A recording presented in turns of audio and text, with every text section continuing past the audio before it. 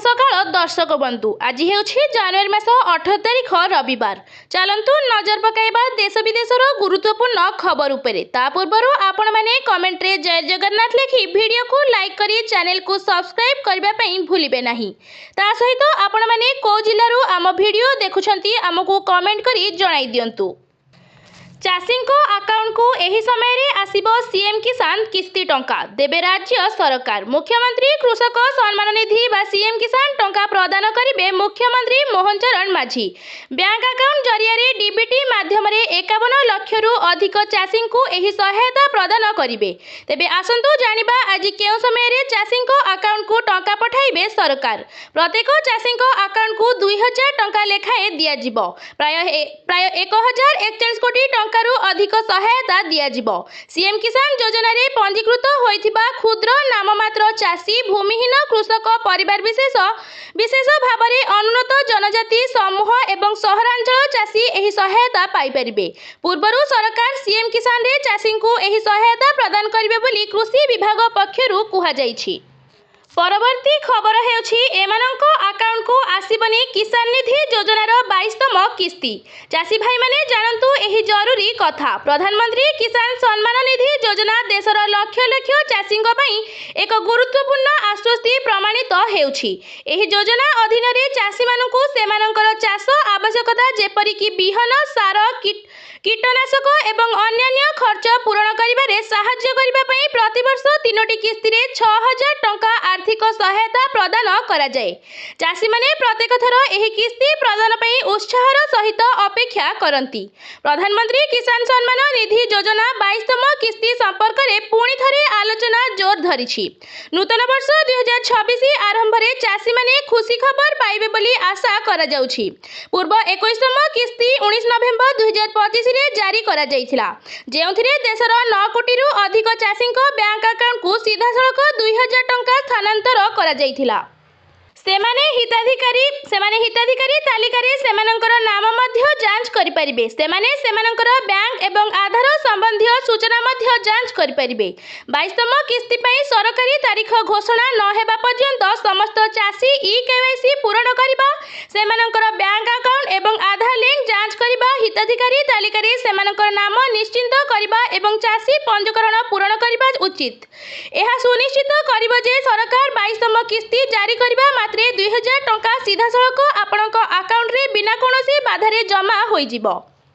परवर्ती खबर हेउछि ration card को नेई बड़ घोषणा। फेब्रुआरी रु बंटा जिवो 15 लाख राशन कार्ड। जोगाण मंत्री बड़ घोषणा।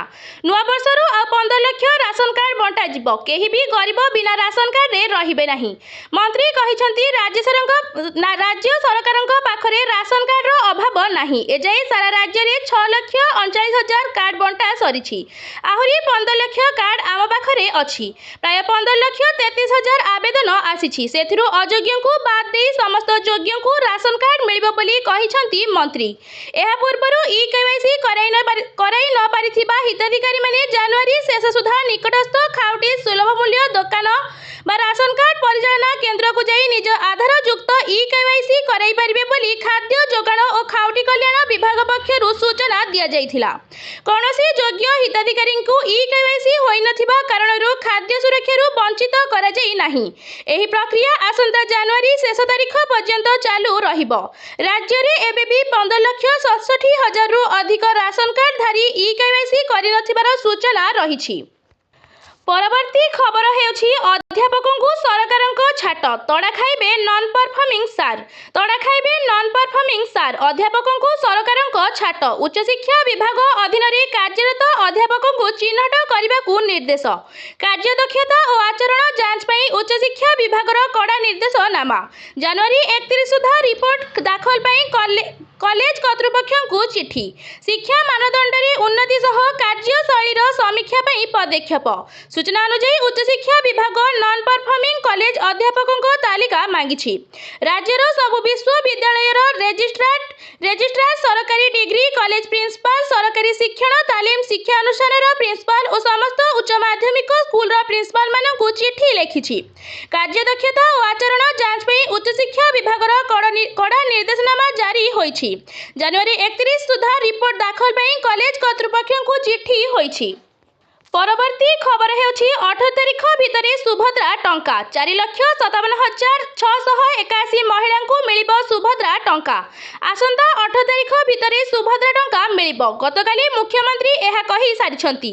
4,57,681 ମହିଳାଙ୍କୁ ସୁଭଦ୍ରା ଟଙ୍କା ମିଳିବା ନେଇ ଘୋଷଣା କହିଛନ୍ତି ଉପମୁଖ୍ୟମନ୍ତ୍ରୀ।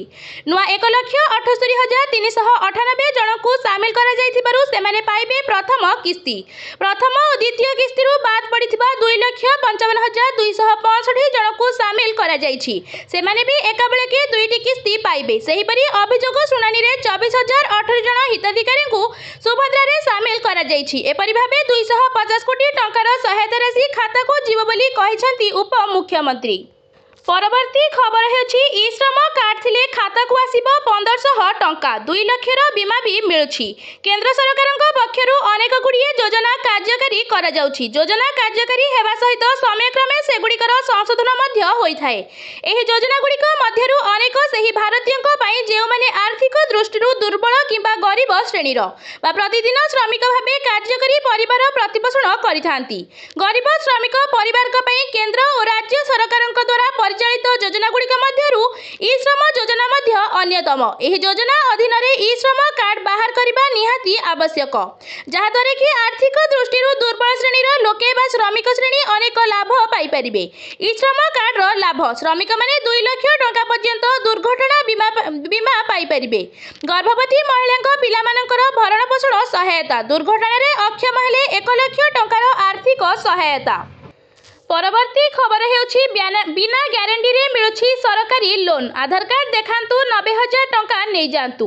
ଯଦି ଆପଣ ନିଜର ଏକ ଛୋଟ ବ୍ୟବସାୟ ଆରମ୍ଭ କରିବାକୁ ଚାହୁଁଛନ୍ତି ଏବଂ ଟଙ୍କା ଅଭାବରୁ ତାହା କରିପାରୁନାହାନ୍ତି, ତେବେ ମୋଦି ସରକାର ଆପଣଙ୍କୁ ସାହାଯ୍ୟ କରିବେ। ହଁ, ଆମେ ସେହି ସରକାରୀ ଯୋଜନା ବିଷୟରେ କହୁଛୁ ଯାହାକୁ କରୋନା ମହାମାରୀ ସମୟରେ ରାସ୍ତାକଡ଼ ବିକ୍ରେତା ବା ଉଠା ଦୋକାନୀଙ୍କ ପାଇଁ ଆରମ୍ଭ କରାଯାଇଥିଲା, ଯେଉଁମାନଙ୍କ ବ୍ୟବସାୟ କରୋନା ଯୋଗୁଁ ବନ୍ଦ ହୋଇଯାଇଥିଲା। ଏହି ଯୋଜନାର ନାମ ହେଉଛି PM ସ୍ୱନିଧି ଯୋଜନା। ନିଜର ବ୍ୟବସାୟ ଆରମ୍ଭ କରିବା ପାଇଁ ଏହି ଯୋଜନା ମାଧ୍ୟମରେ ସରକାର 90,000 ଟଙ୍କା ପର୍ଯ୍ୟନ୍ତ ଋଣ ପ୍ରଦାନ କରୁଛନ୍ତି। ଦେଶ କରୋନା ମହାମାରୀରୁ ମୁକ୍ତ ହୋଇସାରିଛି, କିନ୍ତୁ କ୍ଷୁଦ୍ର ବ୍ୟବସାୟୀଙ୍କୁ ସାହାଯ୍ୟ କରିବା ପାଇଁ ମୋଦି ସରକାର PM ସ୍ୱନିଧି ଯୋଜନାର ସମୟସୀମାକୁ 31 ମାର୍ଚ୍ଚ 2030 ପର୍ଯ୍ୟନ୍ତ ବୃଦ୍ଧି କରିଛନ୍ତି। ଏହା ଅଧୀନରେ ଲୋକଙ୍କୁ ନିଜ ବ୍ୟବସାୟ ଆରମ୍ଭ କରିବା ପାଇଁ ଆର୍ଥିକ ସହାୟତା ଦିଆଯାଏ। ପୂର୍ବରୁ ଏହି ସରକାରୀ ଯୋଜନାରେ 80,000 ଟଙ୍କା ପର୍ଯ୍ୟନ୍ତ ଋଣ ମିଳୁଥିଲା, ଯାହାକୁ ଗତ 2025 ବର୍ଷରେ ମୋଦି ସରକାର ବୃଦ୍ଧି କରି 90,000 ଟଙ୍କା କରିଛନ୍ତି। ଏହା ବ୍ୟତୀତ ରାସ୍ତାକଡ଼ ବିକ୍ରେତାଙ୍କୁ UPI ସଂଯୁକ୍ତ ରୂପେ କ୍ରେଡିଟ୍ କାର୍ଡ ମଧ୍ୟ ପ୍ରଦାନ କରାଯାଉଛି। ଖୁଚୁରା ଏବଂ ପାଇକାରୀ କାରବାର ପାଇଁ ଡିଜିଟାଲ ପେମେଣ୍ଟ ଉପରେ କ୍ୟାଶବ୍ୟାକ୍ ମଧ୍ୟ ଦିଆଯାଉଛି। ପରବର୍ତ୍ତୀ ଖବର ହେଉଛି ରାଜ୍ୟରେ ପୁଣି ବଢ଼ିଲା ବାୟୁ ପ୍ରଦୂଷଣ। ତାଳଚେର AQI 250ରେ ପହଞ୍ଚିଥିବା ବେଳେ ଆଜି ଅନୁଗୁଳରେ ଏହା 206, ଭୁବନେଶ୍ୱରରେ 228 ଓ କଟକରେ 229 ରହିଛି। ଗତକାଲି ବାଲେଶ୍ୱରରେ AQI 232, ଭୁବନେଶ୍ୱରରେ 230, କଟକରେ 229, ରାଉରକେଲାରେ 138, ନୟାଗଡ଼ରେ 106, ବଡ଼ବିଲରେ 112, ବାରିପଦାରେ 111, ବଜ୍ର ରାଜନଗରରେ 103 ଏବଂ କେନ୍ଦୁଝରରେ AQI 142 ଥିଲା। ଆଗରୁ ବାଲେଶ୍ୱର, ଅନୁଗୁଳ, କଟକ, ଭୁବନେଶ୍ୱର ଏବଂ ତାଳଚେରରେ ବାୟୁ ପ୍ରଦୂଷଣ କିଛି ମାତ୍ରାରେ ହ୍ରାସ ପାଇଥିଲା, ହେଲେ ଏବେ ପୁଣି ଥରେ ବୃଦ୍ଧି ପାଉଥିବାର ଚିନ୍ତା ବଢ଼ୁଛି। ଧୀରେ ଧୀରେ AQI 300 ଆଡ଼କୁ ଯାଉଥିବାରୁ ଉଦ୍ବେଗ ପ୍ରକାଶ ପାଉଛି। AQI 0ରୁ 50 ମଧ୍ୟରେ ରହିଲେ ଭଲ, 51ରୁ 100 ମଧ୍ୟରେ ସନ୍ତୋଷଜନକ, 101ରୁ 200 ମଧ୍ୟରେ ମଧ୍ୟମ, 201ରୁ 300 ମଧ୍ୟରେ ଖରାପ, 301ରୁ 400 ମଧ୍ୟରେ ଅତ୍ୟନ୍ତ ଖରାପ, 401ରୁ 500 ମଧ୍ୟରେ ଗୁରୁତର ବୋଲି ପ୍ରଦୂଷଣ ନିୟନ୍ତ୍ରଣ ବୋର୍ଡ ବିବେଚନା କରିଥାଏ। ପରବର୍ତ୍ତୀ ଖବର ହେଉଛି 2026ରେ ହେବ ବଜେଟ୍। ଏହି 10ଟି ବଡ଼ ଘୋଷଣା କରିବେ ନିର୍ମଳା ସୀତାରମଣ। ଦେଖନ୍ତୁ ପୁରା ଲିଷ୍ଟ। କେନ୍ଦ୍ରୀୟ ବଜେଟ୍ 2026 ଉପସ୍ଥାପନ ପାଇଁ ଆଉ ବେଶୀ ସମୟ ବାକି ନାହିଁ। ଦେଶବ୍ୟାପୀ ଲକ୍ଷ ଲକ୍ଷ କରଦାତାଙ୍କ ଆଶା ପୁଣି ଥରେ ଅର୍ଥମନ୍ତ୍ରୀ ନିର୍ମଳା ସୀତାରମଣଙ୍କ ଉପରେ ନିର୍ଭର କରୁଛି।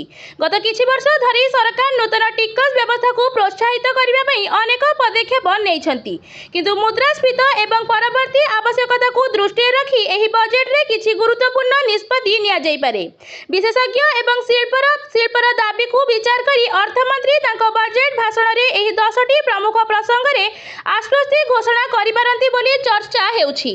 ଅଧିକ ଗୃହ ଋଣ ରିହାତି ରିଅଲ ଇଷ୍ଟେଟ୍ କ୍ଷେତ୍ରରେ ଦୀର୍ଘ ଦିନରୁ ଦାବିକୁ ଦୃଷ୍ଟିରେ ରଖି ସରକାର ଗୃହ ଋଣ ସୁଧ ଉପରେ ଟିକସ ଛାଡ଼ ବୃଦ୍ଧି କରିପାରନ୍ତି। ବର୍ତ୍ତମାନ ଧାରା 24B ଅନୁଯାୟୀ ଉପଲବ୍ଧ ରିହାତି 2 ଲକ୍ଷ ଟଙ୍କା ପର୍ଯ୍ୟନ୍ତ, ଯାହାକୁ 4 ଲକ୍ଷ ଟଙ୍କା ପର୍ଯ୍ୟନ୍ତ ବୃଦ୍ଧି କରାଯାଇପାରିବ। ଏହା ଘର କ୍ରେତାମାନଙ୍କୁ ଗୁରୁତ୍ୱପୂର୍ଣ୍ଣ ଆଶ୍ୱସ୍ତି ପ୍ରଦାନ କରିବ।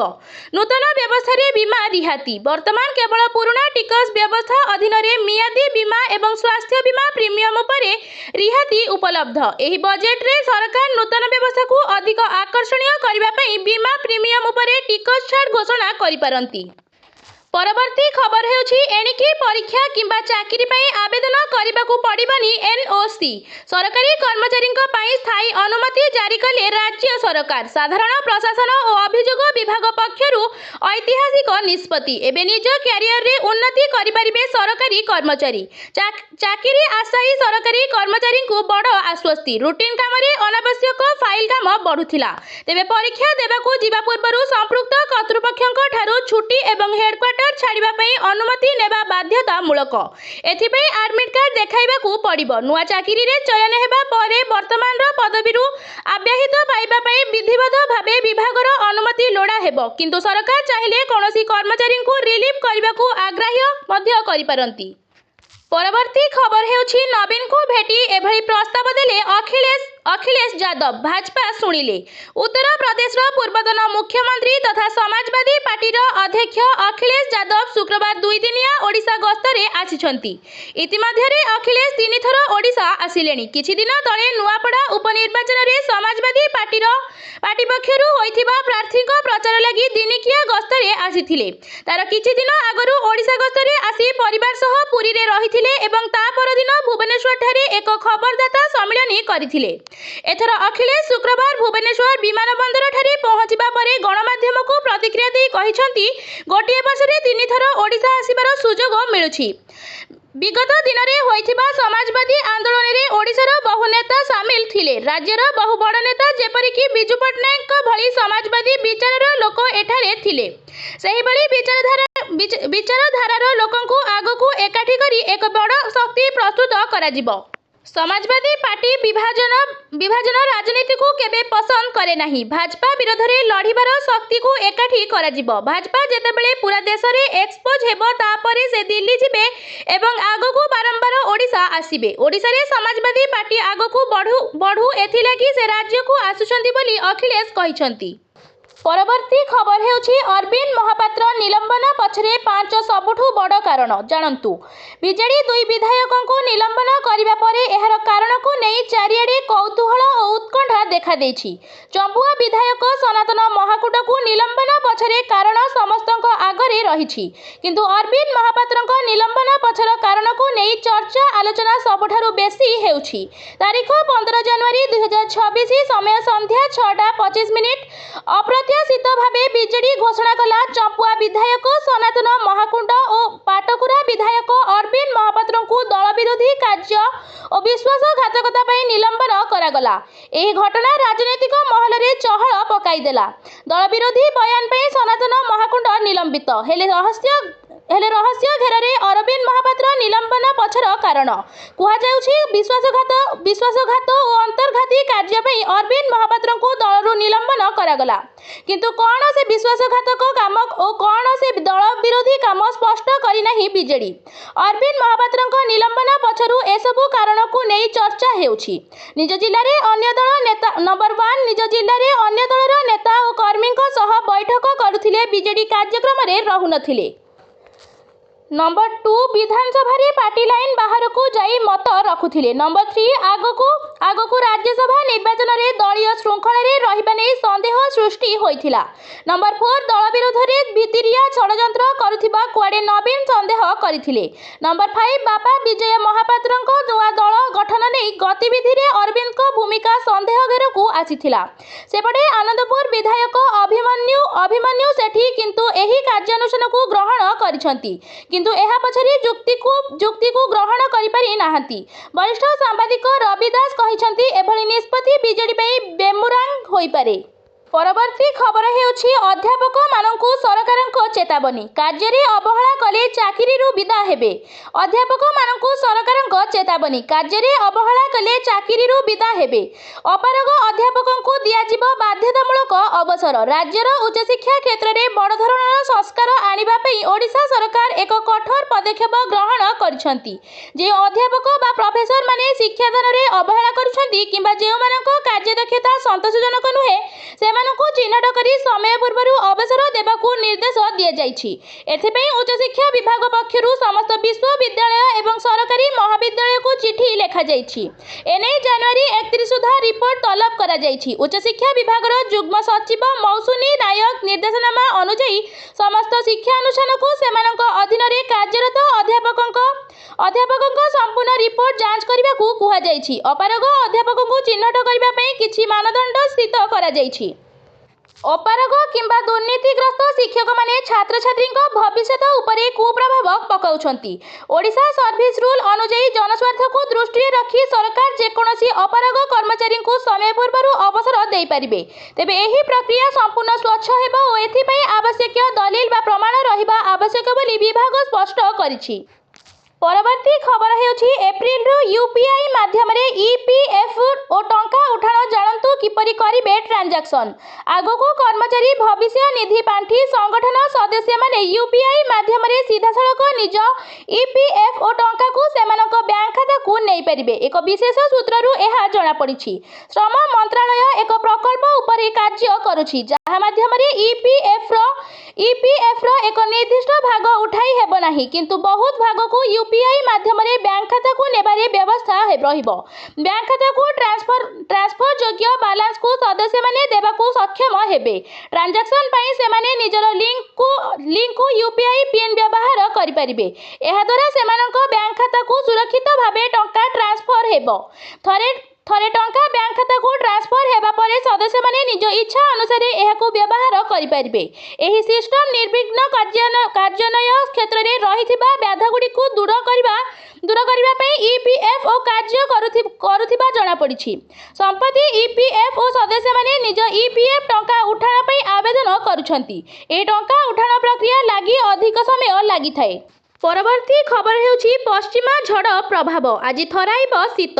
रविवार ठारू कमिब जाडर प्रकोप पुणी थंडार आतंक। हाड़भंगा शीत प्रकोप रे समस्ते त्राही डाकिथिले। आज पई खबर एतिकी। एमिति प्रतिदिन सबठु आगरे खबर पाइबा पई वीडियो को लाइक करंतु एवं चैनल को सब्सक्राइब करबा पई जमारू भूलंतु नाही। रहुछि धन्यवाद।